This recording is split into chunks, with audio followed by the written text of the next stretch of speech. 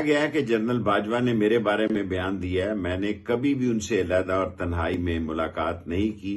اور عمران خان کے خلاف کبھی کوئی بات نہیں کی۔ میں نسلی اور اصلی ہوں۔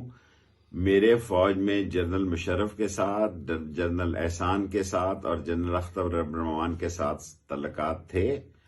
اور جب میں وزیر داخلہ تھے تو موجودہ ڈی جی آئی ندیم صاحب اور جنرل فیض سے تعلق تھے سرکاری کاموں کے سلسلے میں۔ میں واضح کر دینا چاہتا ہوں، میں نسلی اور اصلی ہوں، عمران خان کے ساتھ کھڑا ہوں، کل اس کے جلسے میں شریک ہوں گا،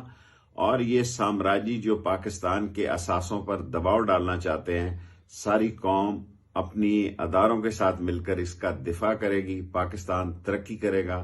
اور میں یہ بات بڑے واضح طور پر کہہ سکتا ہوں کہ جیل میرا سسرال ہے، میں اس سے کبھی نہیں گھبرایا، اور میں نے ایک خط لکھا ہے کہ مجھے 27 تاریخ کے بعد میری جان کو بھی خطرہ ہے 9 افراد سے، کیونکہ میرا پیچھا کیا جاتا ہے، اور یہ میں نے تحریر لکھ کر چھوڑ دی ہے تاکہ اگر میری ذات کو کوئی نقصان پہنچے تو ان 9 لوگوں کو قابل تفتیش کیا جائے۔ پاکستان زندہ باد۔